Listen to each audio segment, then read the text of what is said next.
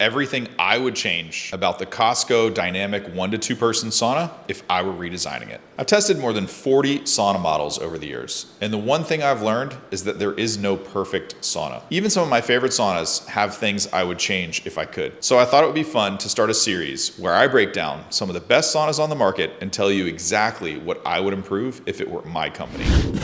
Now, before we get started, just because I would change something doesn't mean it's a bad sauna. In fact, most of the saunas I'll be covering in this series are saunas that I actively recommend. But after years of testing and comparing saunas, I've developed some pretty strong opinions about what makes a great sauna. And if manufacturers actually listened to some of these recommendations, I genuinely think the entire industry would be better because of it. So today, I'm going to tell you everything I would change about the Costco Dynamic 1 to 2 person sauna if I were redesigning it. So as we always do, I got to find something good about this sauna. So I got to tell you the stuff that I did like. Nothing.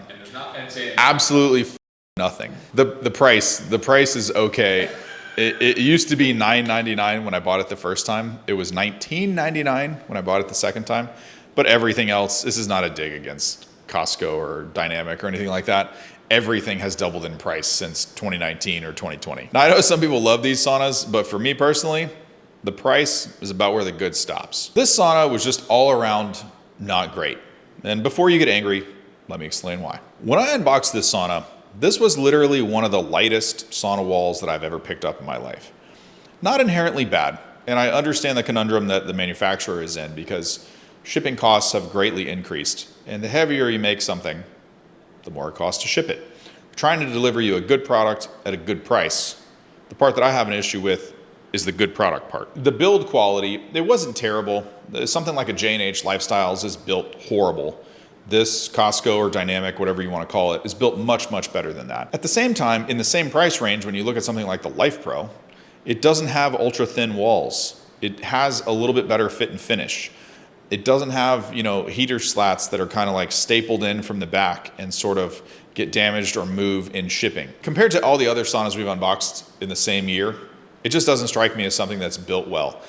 Maybe that day I had a stick up my, or maybe that day these things truly do matter because when the control panel slops around like that, when there's no heater in the floor, the heater coverage is moot, you check it on a FLIR gun, you can instantly see why your feet are cold and dry. There's MDF in the ceiling, just low quality materials. And hey, I get it.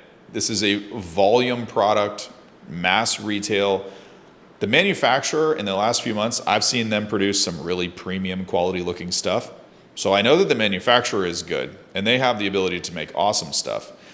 I just don't think any mass retailers are buying it or willing to pay for it. The next thing I would change about this sauna is the heater layout, because there's one thing that affects the performance and you actually getting a good sweat session out of the sauna more than anything else. Whether I like the control panel, I like the walls, or I like the wood or any of that stuff, doesn't really matter.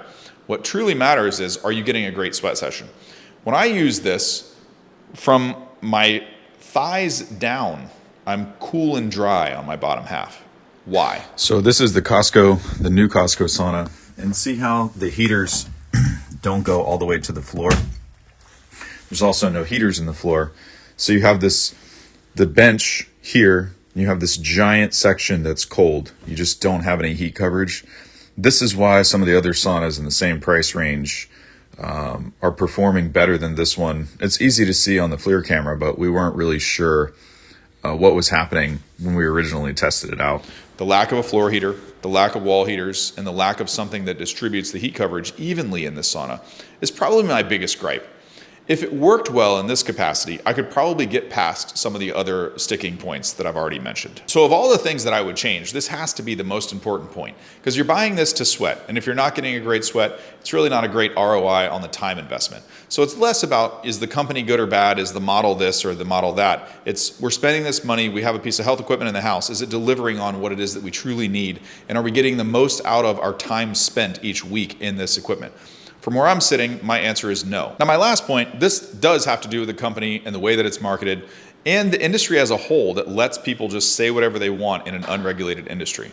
And this has to do with the EMF levels. I'm not sure how anybody can say that this is a low EMF sauna, because what we found is completely the opposite. Background, obviously, in the room is 0.2 or less than 0.5. Magnetic fields seem to be much improved. There's still some levels in here. I mean, If you want to be really picky and jam it up against the backrest, you can get 3 or 4 milligauss. But I mean, if you come out a little bit, it's still 2, 3. It's not that bad. I don't think all the heaters are the same. I think there's wiring and stuff. Not even going inside of this thing. The electric fields are pretty ridiculous. I don't know how anyone can get upset or even believe that this is a low EMF sauna. You know, EMF stands for multiple things, but I don't know what the deal is with these. They're obviously not shielded on electric fields. Now, some people don't care about this at all. Others, care about it greatly and would get rid of something if they saw levels like this. My point is, if you're paying for something and you think you're getting it, but you're really not, that's a problem. And this sauna specifically is marketed as low EMF, like a lot of others. And when we got it in the house and tested it side by side against a bunch of other saunas, it just wasn't. The next thing on the list that I didn't really care for is the way the sauna went together. It has a slip latch front wall and buckles in the back, and a floating floor design. And notoriously, if you've watched my channel, I can't stand floating floor designs because the floor is independent of the walls. And because there's buckles in the back of the sauna, you have to assemble it away from a wall. If you're assembling this on carpet, the sauna wants to come apart when you go to slide it after you put it together a foot or 2 feet away from the wall. You have to be able to walk around the back in order to get to these latches. And by the very nature of floating floor designs, the walls don't sit on top of the floor, so when you go to scoot it, it all wants to come apart. This is not really a gripe about Costco or Dynamic saunas or anything like that. I have complained about this for years with tons of brands, as you can see on the channel. So how would I fix all this? The first thing that I would do is I would fix the platform. I would make it a non-floating floor design. I would make the walls sit on top of the floor like a lot of other saunas, like a Life Pro or similar. They have a channel. So when the walls sit on top of the floor, they're locked in. When you want to move the sauna, you grab a hold of the floor and you slide it.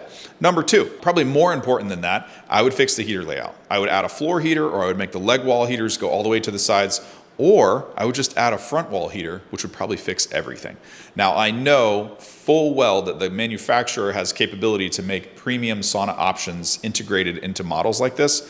I think they're caught between a rock and a hard place because it would dramatically increase the price, and no Costco or Amazon or big box store is willing to pay. If I were able to redesign these first 2 points, instead of just beating this thing to death, I could actually ignore some of the other stuff that I didn't like on this list, because I could beef up the walls.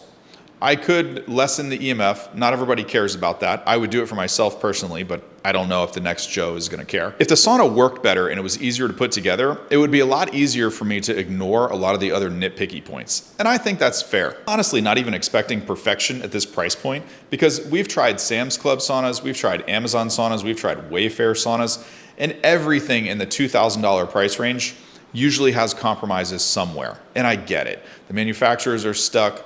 No one wants to pay more money for them to build better stuff. People want to keep the freight cheap, so they try and lighten the load as much as they possibly can. This comes at a cost. You're not going to have ultra thick walls, heavy duty built this and that. It's going to be larger pallets, larger deliveries. I understand the conundrum. At the same time, if we could just get it working better, built a little bit better, a little easier to assemble, I think we'd have a much better end product. All that being said, I know a lot of you, myself included, are Costco members. If you haven't seen the full review, we have a full Costco review on the channel, and we also have an updated modifications list where we took it upon ourselves to fix a lot of these and made the sauna work better for anyone who has them. If you're interested in that or any other reviews, check out the channel. I'm Matt. I'll see you in the next one.